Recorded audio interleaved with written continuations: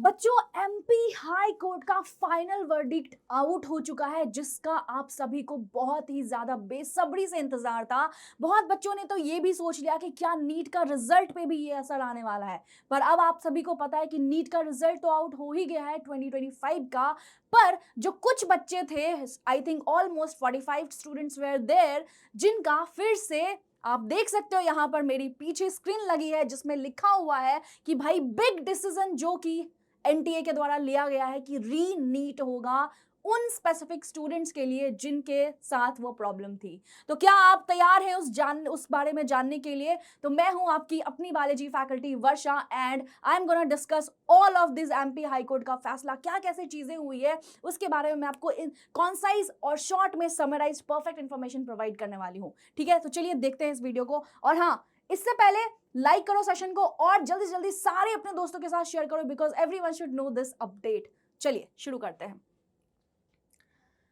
तो बच्चों, NTA to reconduct the NEET UG 2025 examination for approximate 75 students. So there were almost 75 students who got affected due to the weather conditions in Indore. आपको पता है कि कुछ बच्चे ऐसे थे, मैंने पहले भी ये वीडियो लेकर आई हूं आपके पास, जहां पर मैंने बताया था एग्जैक्टली कि क्या हुआ था। वेदर कंडीशंस खराब होने की वजह से जो प्रॉब्लम है वो आई थी बच्चों को, और बच्चों को बहुत ही कम समय मिल पाया था, जिसकी वजह से बच्चे पैनिक होकर एग्जाम अच्छे से नहीं दे पाए थे। तो बच्चों, बिल्कुल सही बात है, उनको एक चांस और तो मिलना ही चाहिए। तो ये था एनटीए का फैसला।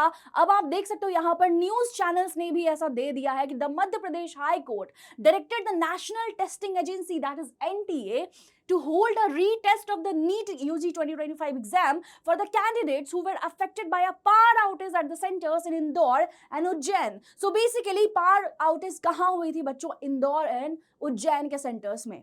जबकि ऐसा नहीं होना चाहिए था, क्योंकि वेदर फॉरकास्ट ऑलरेडी पहले ही बता देती है अगर कुछ ऐसी सिचुएशन होनी होती है तो। क्योंकि एनटीए का सेंटर था तो ये बिल्कुल ऐसी स्थिति तो नहीं आनी चाहिए थी। इन्वर्टर फैसिलिटी ये सब जरूर उससे जरूर होना चाहिए था, विच वॉज नॉट देयर। तो इसलिए ये एनटीए का आया ये बड़ा फैसला। चलिए, justice Subodh Abhyankar pass the order, उन्होंने ऑर्डर पास किया allowing a batch of writ petitions filed by the affected students.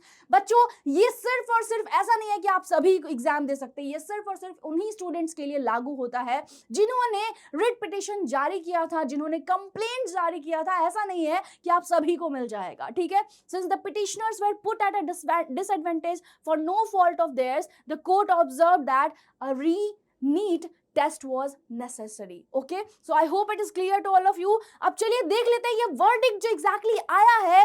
अगर आप इस वर्डिक्ट को पूरा कंप्लीटली पढ़ना चाहते हैं तो we are going to share a PDF file with you. आप पूरा अच्छे से पढ़ सकते हैं, like what was the reason, कहाँ कहाँ क्या चीजें हुई और एग्जैक्टली फाइनल वर्डिक्ट क्या आया है। तो इसका वही का उसी चीज का स्क्रीनशॉट है बच्चों। अगर आप ये पूरा पढ़ना चाहते हो तो हमारा टेलीग्राम का link is given in the description. You can just go there and join that Telegram link and you will be getting this whole PDF of MP High Court verdict. Okay, now let's see. तो ये 42 number है जो accordingly the petition stands allowed and it is directed to the respondent number 1, that is NTA. NTA की बात हो रही है, National Testing Agency की, to conduct the examination as expeditiously as possible as and declare the results. It is made clear that the petitioner's rank based solely on her और their scores in the retest shall be considered. So basically यहाँ पर outcome यही आ रहा है बच्चों की retest का फैसला हो चुका है। अब बात आती है कि क्या रीटेस्ट में क्वेश्चंस टफ आएंगे या फिर इजी आएंगे, और या फिर क्या बिल्कुल जिस तरह से चीज़ें होनी चाहिए। कहीं ऐसा तो नहीं है कि जो बच्चे पहले एग्जाम देकर आए हैं उनके लिए टफ पेपर था और शायद अब जो 75 स्टूडेंट्स एग्जाम देने वाले उनके लिए थोड़ा ईजी हो?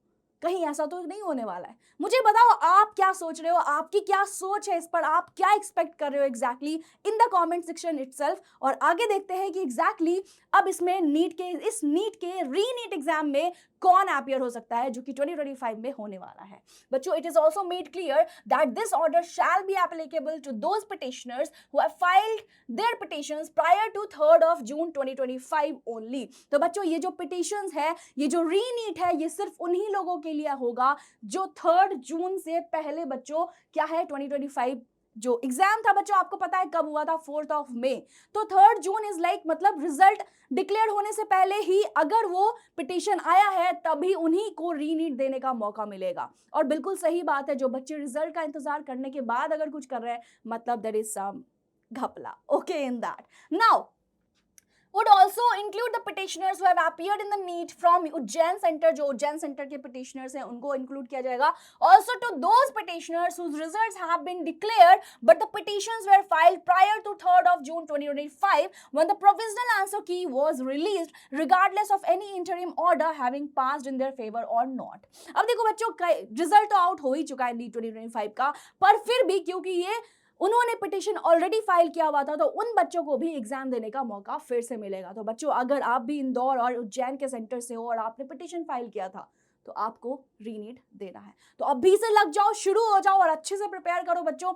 दूसरा मौका दिया है आपको भगवान ने, तो किस बात का इंतजार कर रहे हो? ठीक है.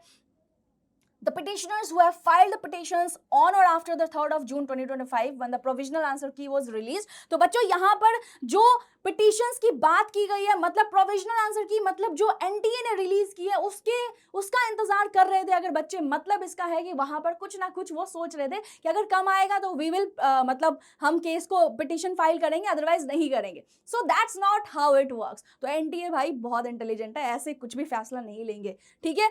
तो व्हेन द प्रोविजनल आंसर की वाज रिलीज, तो 3rd जून से पहले जिनकी पिटीशन थी वो ही बस एग्जाम दे सकते हैं, would not be entitled to re examination as they apparently took a chance by not filling the petition in time and waited for the declaration of results. And if they were really concerned about their performance due to power outage, they were required to file their petitions prior to release of provisional answer key. So I hope it is clear कि अगर जिनको genuinely power outage का problem था उनको पहले से पता होगा कि उनका रिजल्ट में प्रॉब्लम आ सकता है. So that's what you know MP High Court order, इसका ये फाइनल वर्डिक्ट है बच्चों. तो बस आप जान लो कि ये 75 स्टूडेंट्स फिर से रीनीट देने वाले हैं. तो आप सोचो, आप मुझे अपना ख्याल बताओ, आप अपने एक्सपेक्टेड थॉट्स बताओ कि आप क्या सोच रहे हो कि ये जो रीनीट होने वाला है इसका क्वेश्चन पैटर्न और जो नीट 2025 का क्वेश्चन पैटर्न था, क्या would there be some differences in that? चलो जल्दी से अपने थॉट्स लिख कर बताओ.